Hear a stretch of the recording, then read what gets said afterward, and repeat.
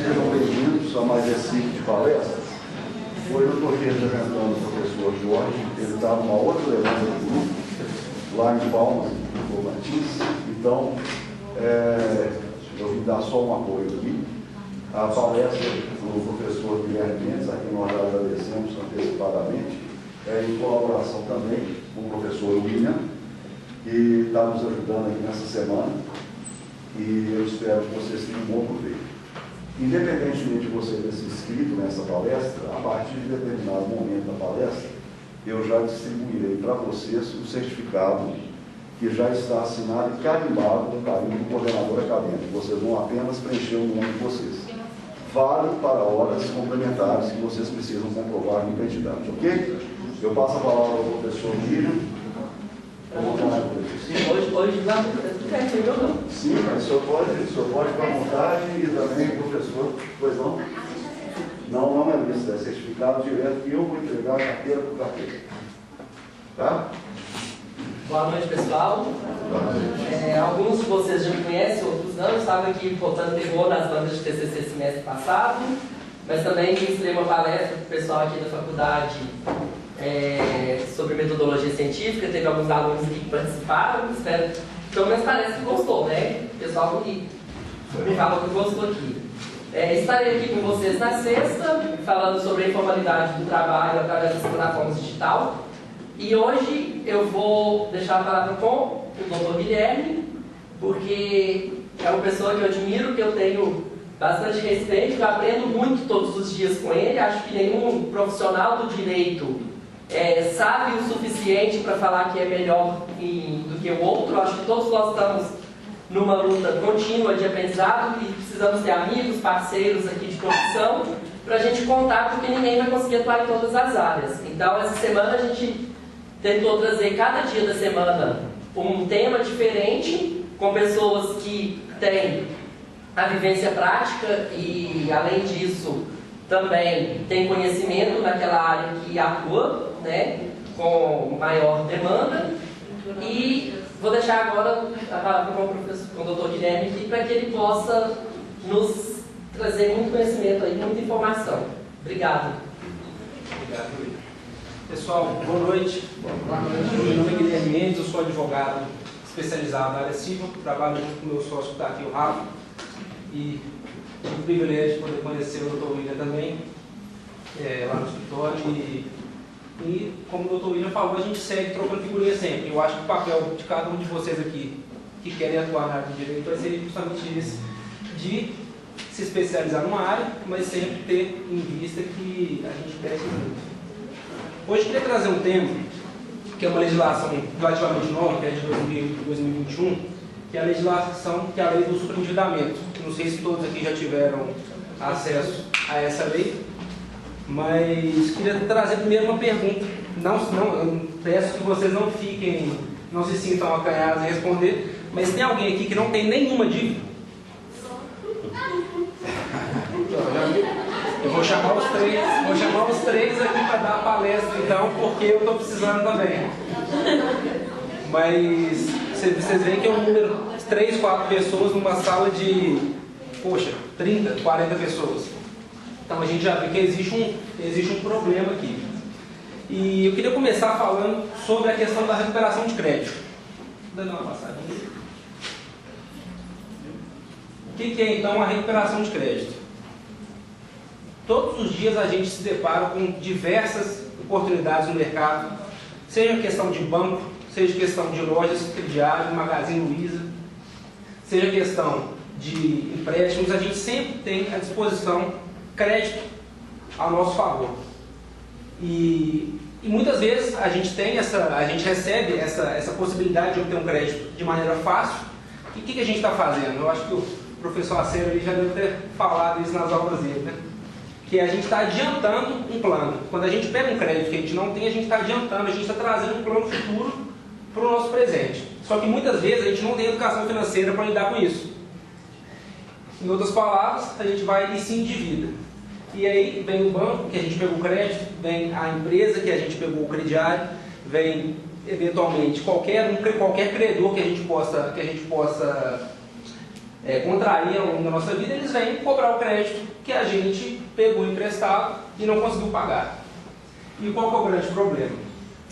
As ações. Porque quando a gente não consegue pagar, ninguém vai estar satisfeito quando tem um crédito que não foi pago. Aí começa, tem a opção do ajustamento de uma ação de execução, de uma ação monitória, de uma ação de cobrança. Eu não vou entrar ponto a ponto em cada uma dessas ações, porque não é o foco da palestra de hoje. Mas estão aqui, vou deixar disponibilizado esses slides, eventualmente, se vocês tiverem interesse. Mas vamos lá. Entrando com uma daquelas ações que estavam no slide anterior, qual que é o caminho? Entrando com a ação, eles entram com a ação. A pessoa que está com a dívida provavelmente não tem dinheiro para pagar. Quando apresenta uma defesa sem muita matéria, porque está devendo, não tem muita matéria de defesa, começa a execução, primeiro começa, pesquisa se ajude. Não sei se vocês têm conhecimento desses meios de recuperação de crédito. Vocês têm conhecimento desses meios? São meios, começam com os meios básicos. Porque se esses bajutes, que é a pesquisa em bancos, através do sistema do Banco Central, vamos ver se tem algum dinheiro na sua conta. Se não tiver, eventualmente passa por uma pesquisa Renajuste, que busca, através do Detran, a existência de veículos em seu nome. Infojude, pela Receita Federal, buscando bens que você declarou. Não existindo, começam a procurar um cartório para ver se tem algum imóvel registrado no seu nome. O que acontece? É feita uma verdadeira devassa na vida do devedor. Você está dando para ouvir direitinho no fundo? Beleza. Uma devassa na vida do devedor. E aí chega ao ponto que, eventualmente, eles vão encontrar um bem que eles possam penhorar, um bem que a gente também lutou para conquistar, e eventualmente eles pegam esse bem e a nossa dívida, no final das contas, ainda está maior do que aquela que nós contraímos.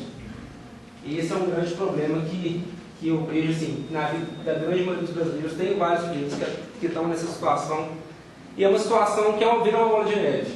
Isso aí você vai ter essa dívida te perseguindo o resto da sua vida. Agora, com o advento da pandemia, não sei para vocês, mas o que eu vejo é que a quantidade de pessoas que desceram para um nível abaixo socialmente em questão financeira, isso aí começou a acontecer com uma maior frequência. E justamente para fazer um contraponto a isso foi justamente pensar a lei do superendividamento. Então eu trouxe aqui alguns fatores que corroboram para o superendividamento.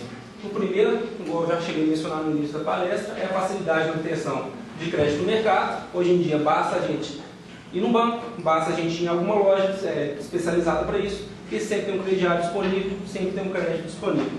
Isso aí é quase entregue para a gente, como se fosse a solução dos nossos problemas. O segundo, que também faz parte desse primeiro, é a superdisposição da população ao meio de obtenção de crédito fácil. Isso aí, duvido que tenha alguém aqui que nunca recebeu uma ligação para oferta de crédito. Isso aí acontece diariamente. Inclusive, eles me ligam no meu celular, tem um número que me liga no meu celular tantas vezes que eu já virei até amigo da atendente que está me ligando. É uma coisa que vira corriqueira. E, para mim, a questão mais grave, o não investimento em educação econômica desde os primeiros passos nossos como cidadãos, desde as escolas. E isso é uma coisa que ela vira uma questão sintomática. Muitas vezes a gente deixa para realmente aprender sobre o que é sobre a educação financeira depois que a gente já está devendo. Então eu tenho certeza, assim, o professor Arcélio pode me corrigir, mas a importância de você ter um conhecimento sobre educação financeira em qualquer fase da sua vida é uma questão que ela vai literalmente te tirar de uma dívida que eventualmente vai chegar no ponto do superendividamento. Então eu trago um exemplo aqui que não é tão voltado a essa área, mas eu acho que a gente pode fazer um paralelo muito interessante, que é a questão daquele youtuber Luva de Pedreiro. Alguém que não conhece? Pelo menos todo mundo conhece, nem todo mundo está devendo. Mas ele é um caso que uma pessoa que não tem conhecimento nenhum fez um contrato sem ter nenhum tipo de conhecimento com o empresário. Ele se dizia ser analfabeto, não era um demérito para ele, eu acho que ele cresceu nessas condições e justamente ele prosperou mesmo nessas condições. Só que, por uma falta de conhecimento, ele chegou num ponto que ele literalmente entregou de bandeja os ganhos deles na mão de um empresário, por causa de um contrato que ele assinou. Então, eu digo nós, inclusive eu mesmo, eu tenho minhas dívidas também, muitas das vezes a gente recebe sim esse boom de promessas, de ofertas, de créditos, e todo mundo aqui tem um sonho, todo mundo aqui tem um objetivo na vida. E a gente tenta, através desse crédito, chegar mais rápido nesse objetivo. E esse é o grande problema, porque a gente não sabe como gerir essas dívidas. E o grande problema é que essas dívidas elas se acumulam, elas não param no tempo. Então, quando a gente não tem esse conhecimento, fica fácil demais para os bancos. Fácil não, porque os bancos também eles têm os prejuízos deles. Mas muitas vezes a gente contrai obrigações que a gente não faz nem ideia do que essa obrigação na prática no que ela se consiste. Então, temos casos lá no escritório, por exemplo, de juros abusivos. A pessoa pega um contrato de 4 folhas, que ele está financiando um veículo, por exemplo, lê tudo rápido, toma um café na hora, dá assinatura, não presta atenção, assina o documento. Comprou um Gol de 60 mil, pagou 180 mil. E são poucas as pessoas que chegam a perceber isso. A maioria das pessoas vai lá e paga os 180 mil durante o tempo. Ou eventualmente perde o carro e ainda fica com a dívida. Isso para mim é sintomático. Agora eu trago uma questão. Tem várias dívidas, eu não sei por onde eu começo a pagar. O que eu faço a partir de agora? Nesse ponto, dependendo do buraco em que a gente se encontra, a gente pode se fazer valer da lei do superendividamento, que é o ponto principal dessa palestra que eu queria trazer para vocês hoje. A lei do superendividamento ela tem 2 pontos principais. Primeiro, a prevenção do superendividamento, para aqueles que ainda não se enquadram nessa posição, que é uma posição bastante delicada, e o tratamento do superendividamento. Por prevenção, isso já está sendo feito, são feitas algumas normas para liberação de crédito, eventualmente questão de liberação de material mesmo, justamente para instruir a população. É claro que não é o suficiente. Claro que uma pessoa que está com muita necessidade de um crédito, muitas vezes ela vai deixar isso de lado justamente para pegar o crédito. Mas a gente está falando de uma legislação que é incipiente. Eu acho que a gente tem que pensar nessa legislação para trazer um resultado mais interessante daqui 10, 20 anos, talvez, que a gente já vai ter isso já de uma forma mais fixada, mais estável na legislação. Isso aí começa justamente a criar uma filosofia de proteção e realmente de procurar saber. Quando a gente vai comprar uma casa, não sei quantos aqui já moram, eventualmente a grande maioria que já deve morar sozinho, quando a gente está olhando uma casa para a gente comprar, a gente não entra e fecha um negócio. A gente vai, a gente olha os armários, a gente olha os cômodos, a gente olha os banheiros, a gente olha o piso, lajota, justamente para a gente não entrar numa furada. E muitas vezes, com questão de crédito, a gente não faz isso. A gente simplesmente assina um contrato, que está assinando justamente a nossa sentença de que a gente vai virar um devedor contumaz. E agora eu vou entrar nessa questão do superendividamento em si. Pronto, Guilherme, estou superendividado. E agora? O que eu vou fazer? Eu recebo mensalmente R$2.000 e eu tenho uma dívida de 50 mil. Eu não tenho como é que eu vou sobreviver e eu vou pagar essa dívida, que se eu não pagar agora, no ano que vem ela vai estar 60, 70 mil. O que eu posso fazer nesse momento agora? Só tirar uma dúvida. Pode falar. Antes da lei de 14.181, como que eram as consequências dessa questão de endividamento para a população? Porque essa lei ela favoreceu? Então, sim, essa lei, na verdade, ela é acrescida ao Código de Defesa do Consumidor. Então, antes disso, antes dessa lei, a gente tem a execução e, eventualmente, você pode declarar no final, quando realmente não achar bem nenhum na sua insolvência. Só que, até você chegar na sua insolvência, já se passaram vários anos e você já teve, literalmente, sua vida toda devassada. Então, muitas vezes, você é obrigado a buscar crédito, a buscar auxílio de outras pessoas. Então fica aquela situação que você não é mais dono da sua própria vida. Pessoal, só para a gente explicar para vocês, eu não tinha falado antes, né, professor Marcos, a gente vai fazer a palestra de forma contínua e no final a gente vai abrir para essa batinha de perguntas. Então qualquer dúvida, qualquer coisa que vocês quiserem, anotem ela e a gente pede no final, porque a gente pergunta no final para a gente poder não tirar a linha de raciocínio de quem está explicando. Mas foi uma boa pergunta. Mas a pergunta foi ótima, só porque senão todo mundo começa a fazer pergunta e a gente não consegue ir até o final. Então, no final vai estar aberto um bate-papo para todo mundo fazer todas as perguntas que forem necessárias. A gente vai delimitar o tempo também, né, para fazer as perguntas. E aí, todos os dias dos palestrantes, ao final, vai abrir para esse bate-papo, para as perguntas, e a gente vai passar os contatos também, caso vocês queiram depois mais informações e tudo, tá bom? Mas essa pergunta me fez pensar o seguinte, foi uma das perguntas que me impulsionaram nessa pesquisa. Essa lei, por mais que é recente do Brasil, grande maioria dos países europeus, países bem desenvolvidos, eles já tem esse mecanismo de... Seria, como vamos falando a grosso modo, seria uma recuperação judicial da pessoa física.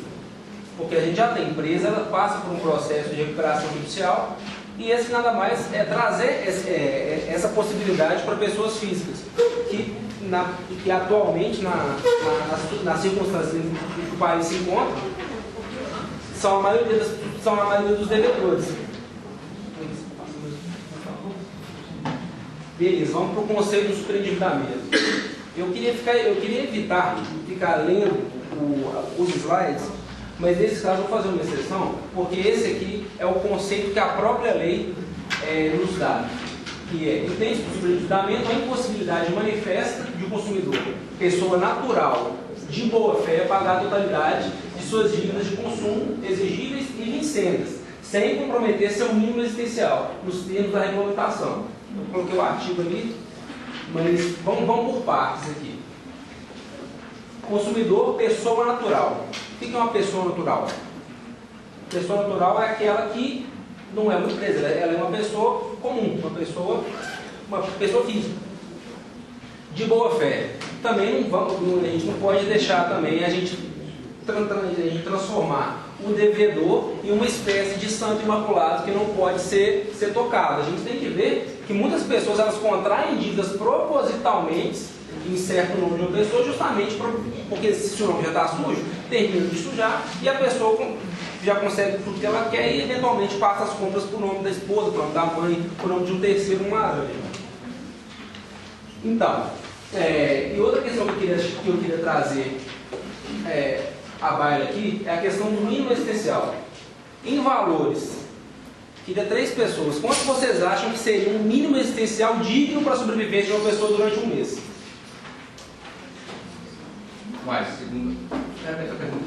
Quanto que você acha que seria um valor que dá para sobreviver durante um mês para pagar todas as suas contas para a sua sobrevivência? Quanto que é o mínimo que vocês entendem como justo? Mas, baseando-se na federação, um salário mínimo, né? Um salário mínimo. A última pesquisa que eu vi a respeito estava variando entre 6 e 6.500 reais. Beleza. Quem mais? Falta uma pessoa para dar o que seria o salário, o que seria o mínimo existencial, que é o mínimo que a pessoa precisa para sobreviver durante um mês. Mais alguém? Quanto? 5 mil? Você Você sabe o que eu acho? Depende do perfil da pessoa. Por exemplo, mínimo existencial, o cara solteiro, uma coisa, o cara tem esposa e filhos, um filho, 2 filhos, 3 filhos. Exatamente, é uma coisa que é variável.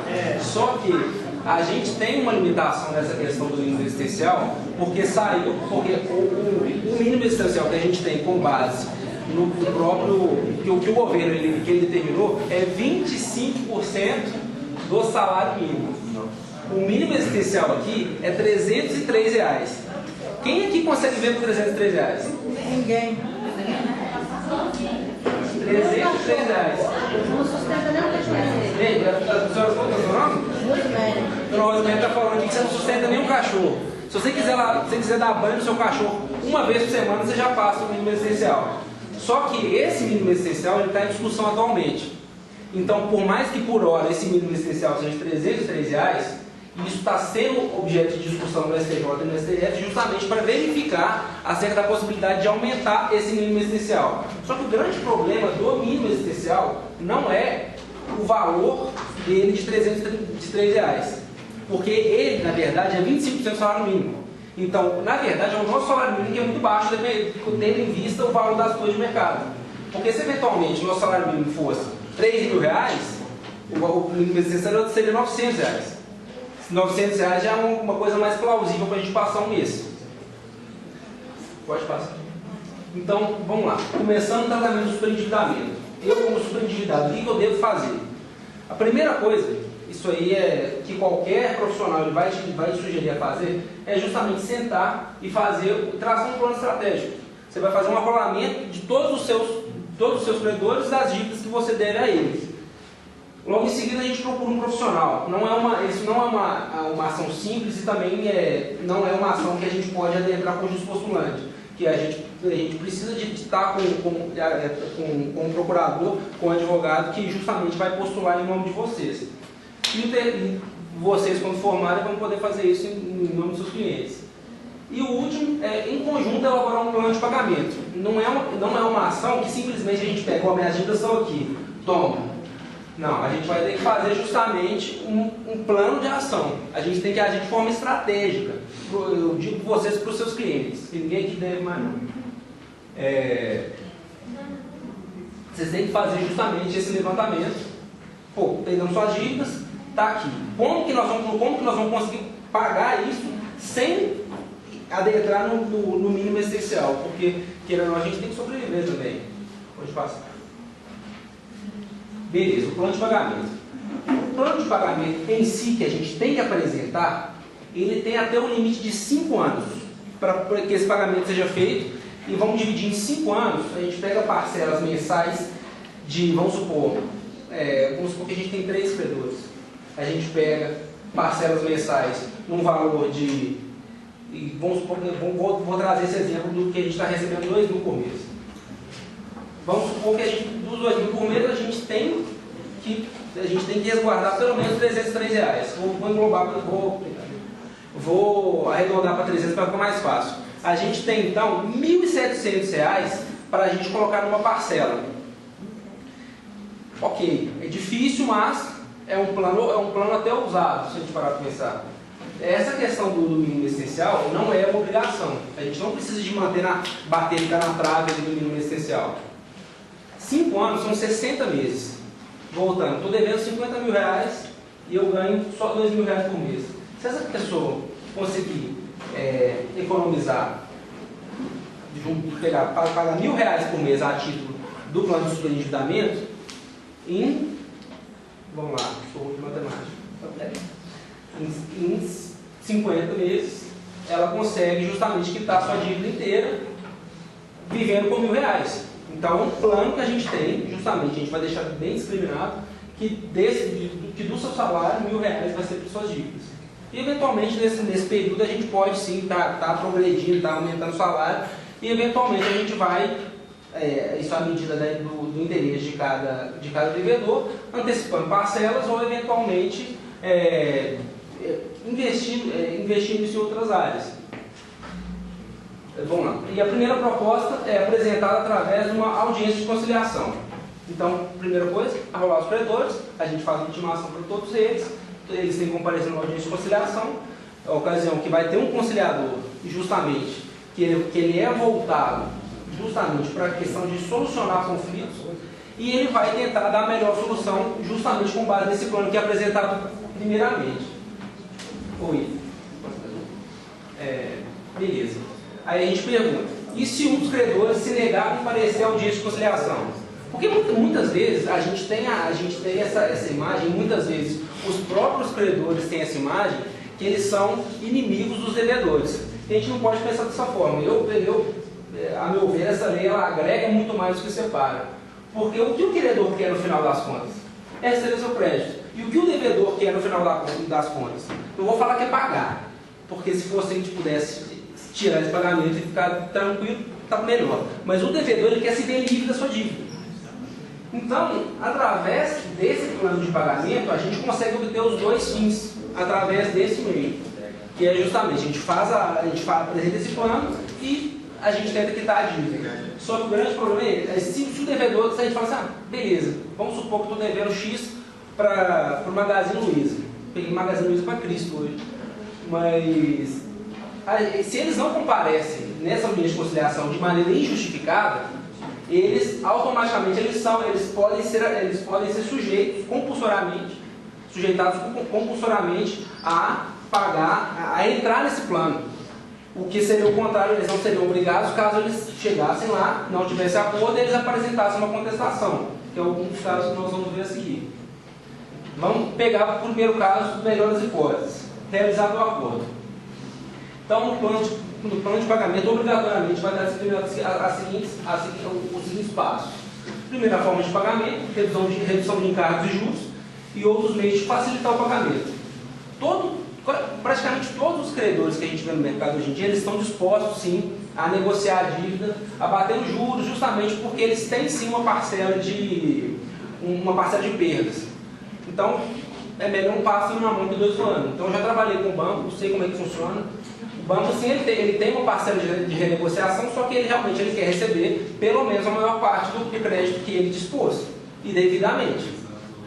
Segundo, determinação de suspensão ou extinção de ações judiciais em curso. Muitas vezes, quando a pessoa, principalmente agora, que é uma legislação nova, muitas vezes a pessoa já tem 3, 4, 5 ações de execução no nome dela. Todo mundo.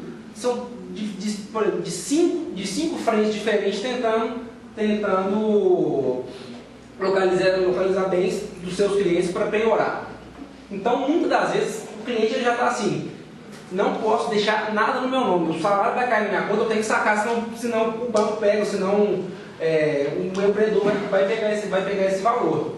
Então, quando a gente apresenta um plano de pagamento, essas ações, todas elas devem ser ou suspensas ou extintas. A maior possibilidade realmente é da suspensão, mas existem casos de extinção já. E justamente para a gente para essa execução, ela não interferir no plano de pagamento. Da mesma forma acontece com empresas em recuperação judicial. Se a gente for traçar um paralelo, é bem parecido a ação de recuperação judicial com a ação de pagamento do superendividamento. Logo em seguida, existe a determinação de retirada do devedor do rol de inadimplência, que deve ser feita até 72 horas. Estava conversando com o professor Acerno, ele fala muito bem. Isso aí, justamente, na verdade, é um incentivo para a gente contrair mais dívidas. Só que, ao mesmo tempo, tem o quarto item, que é o condicionamento do devedor, para que este não agrave a sua condição de superendividado. Muitas das vezes eu falo que a memória do brasileiro é muito curta. Tem que pedir o pessoal da faculdade, porque nós somos professores. Na hora que alguém da faculdade chegar, eu peço para ligar o ar. Porque tá tudo fechado. Por causa que normalmente eles ligam o ar, só que como não funciona. Vou tentar ligar, mas aí atrapalha o áudio que está sendo gravado. Eu vou pedir o pessoal sempre chegar. Tá bom? O Elton estava falando ali, eu cheguei até a mencionar da questão que se perguntou se as pessoas escolhem da PJ. A PJ tem a questão da recuperação judicial. Só que existe uma controvérsia muito grande aqui, que é se o microempreendedor individual ele entra nessa questão. Porque por mais que ele tenha um CNPJ, muitas das vezes o CNPJ, os bens, eles se confundem completamente. Então isso é algo assim, até para ser estudado justamente para ver os casos de enquadramento do meio nesse caso.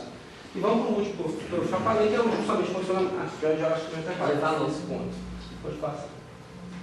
Beleza, vamos para a pior das hipóteses, que é muito provavelmente o que vocês, como profissionais de direitos, vocês vão se deparar. Porque existe sim, lógico, a possibilidade de ser feito um acordo, mas a gente está no meio assim, a gente vê que acordos são cada vez mais raros, mas que a gente tem sim que se esforçar justamente para a gente encontrar o acordo. O doutor William, que isso é um exemplo de entendimento nessa questão de conciliação e mediação, é um meio mais rápido e um meio mais fácil de você obter o que você deseja no processo judicial, é justamente através do acordo. mas na pior das hipóteses, que é a grande maioria.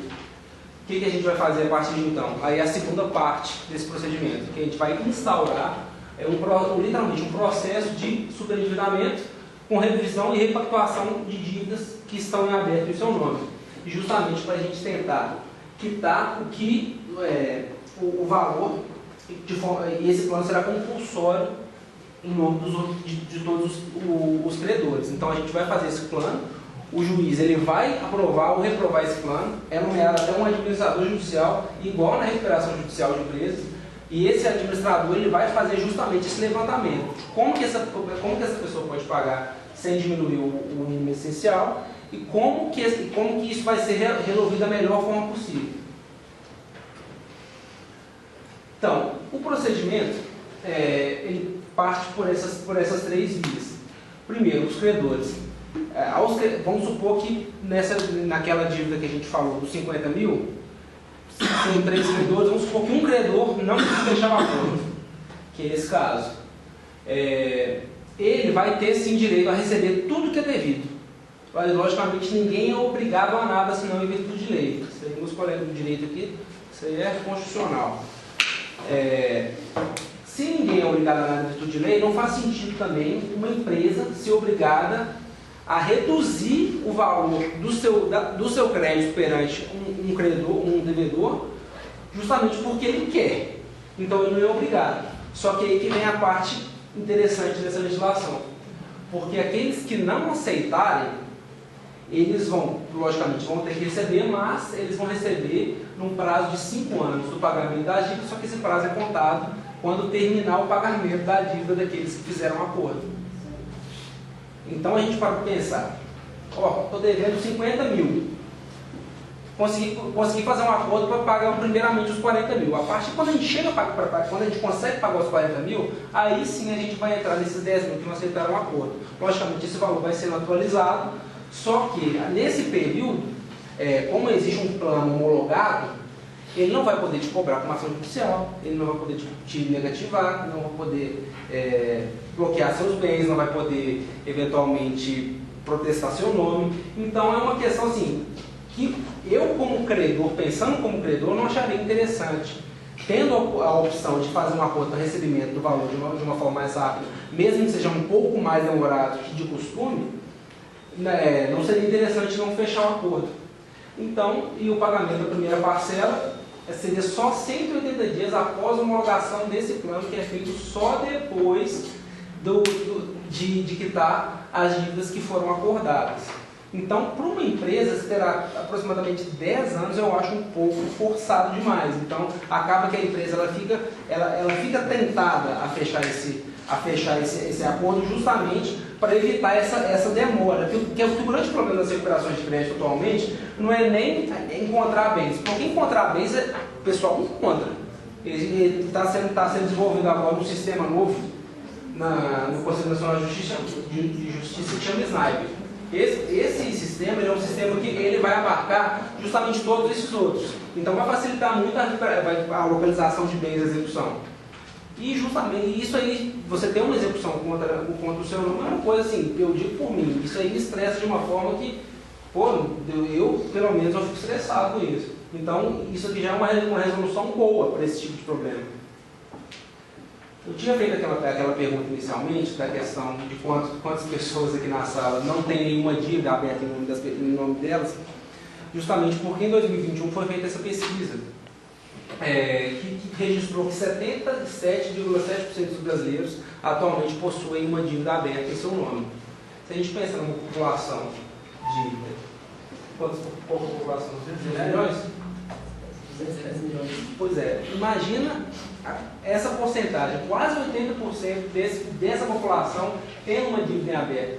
Quanto de valor líquido a gente pensa nisso aí? Quanto de valor está deixando de movimentar a economia? Então, assim, é um valor muito alto.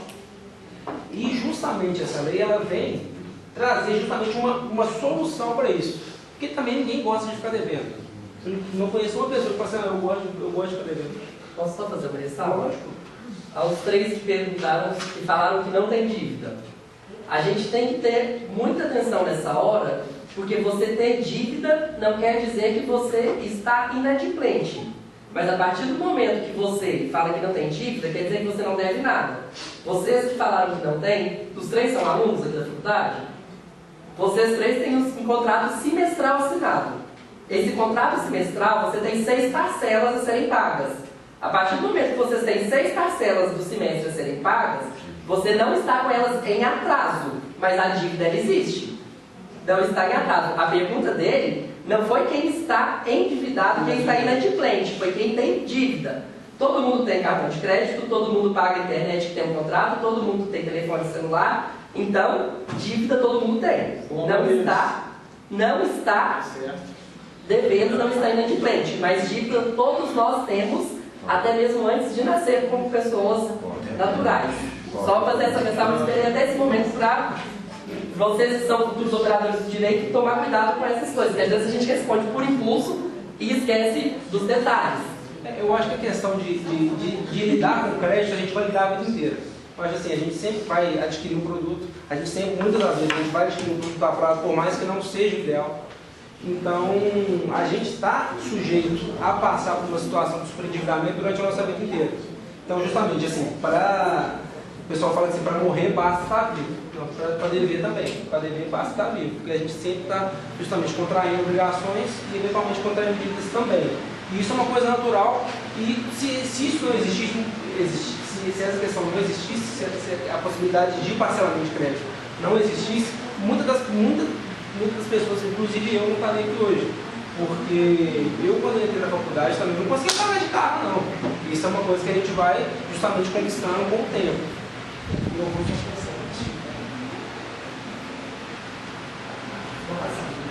E eu queria trazer essa reflexão, que muitas vezes a solução de um problema preside somente no primeiro passo. Então, muitas das vezes a gente se vê assim, emaranhado de problemas. Eu casei há 5 meses, eu amo minha esposa. Só que eu estou vivendo hoje problemas que eu nem sonhava que eu ia viver quando eu era solteiro. Então, assim, são problemas que, se eu deixar de lado, eles não vão se resolver, eles vão só se acumulando. Então,